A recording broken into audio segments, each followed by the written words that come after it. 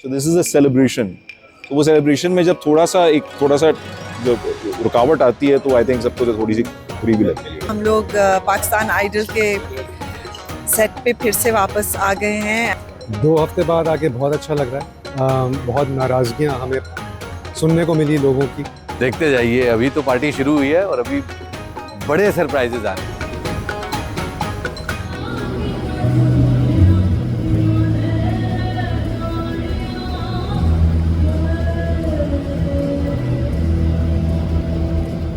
पिछले 1-2 हफ्ते से हमें काफ़ी ज़्यादा हेट मिल रही थी ऑन आवर सोशल मीडिया, लेकिन पहली दफ़ा ये जब लोग नाराज़ थे तो हम खुश थे, क्योंकि इवन बियॉन्ड आवर एक्सपेक्टेशंस लोगों ने इतना ज़्यादा पाकिस्तान आइडल को सराहा है और कंटेस्टेंट्स को इतना अच्छा समझ रहे हैं।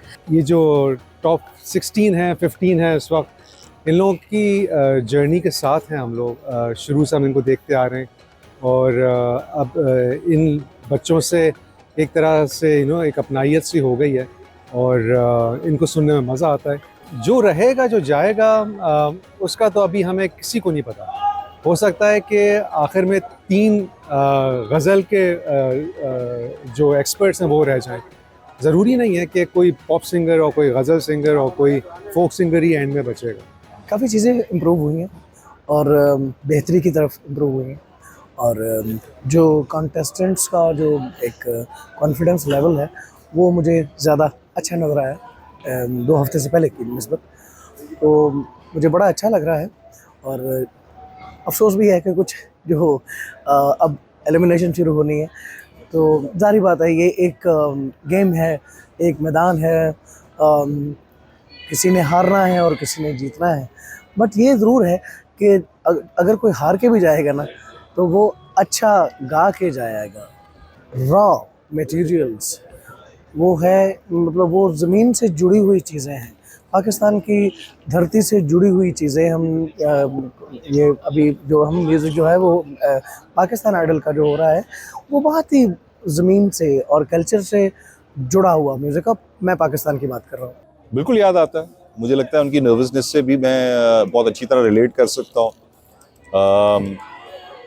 बल्कि मुझे लगता है अब तो ज़्यादा टफ टाइम हो चुका हुआ है, बिकॉज़ अब बाकी में जिस तरह जो सोशल मीडिया का ज़माना है उसमें आप पे ज़्यादा नज़रें होती हैं। So I think the time has become tougher और उनकी नर्वसनेस अब हमारे मुकाबले में शायद ज़्यादा होगी। बट एक चीज़ जो मैंने कंसिस्टेंट देखी हुई है कि जो एक बचपना है और वो बचपना रहना चाहिए एक आर्टिस्ट के अंदर, वो इनमें बरकरार है। एक कामराडरी आपस में, एक दूसरे के लिए सपोर्ट है, and the top most thing that they are enjoying what they are doing, and that is what I think is what we are enjoying the most to watch as well. यकीनन मुझे लगता है कि एक नहीं बहुत सारे टैलेंट निकलेंगे। मैं हमेशा ये समझता हूँ कि एक वर्ल्ड कप से जो आप जिंदगी भर का करियर नहीं बता सकते किसी का। तो जो निकल गए कंपटीशन से, जो रहे कंपटीशन में, ये एक मैच चल रहा है, एक कप चल रहा है जिसके अंदर सब आए थे अपनी तैयारी से। इस दफ़ा कुछ ज़्यादा बेहतर कर गए, शायद कुछ कम बेहतर करेंगे, एंड में जीतेगा एक ही। But that is not mean के बाकी सब जो हैं चैंपियंस नहीं हैं। I think they're all very champions of their craft. मुझे लगा था बहुत इजी काम होगा कि शो है, बस आनिया जानियाँ होंगी, हम हल्का सा होस्ट कर लेंगे, लेकिन यहाँ पे आके पता चला है कि ये जितने भी कंटेस्टेंट्स आए हैं इन सबसे जज्बाती ताल्लुक बन गया, दोस्ती बन गई है। चचा से लड़ाई हो गई, फुफ्फा नाराज़ हो गए, खाला जो है वो कह रही है कि मेरे यहाँ तुम कार्ड देने खुद नहीं आए, दूल्हा खुद आए कार्ड देने फिर आऊँगी। उनको बनाने में लगे तो कुछ लोग रूठ गए थे, मान गए सारे, अल्लाह का शुक्र।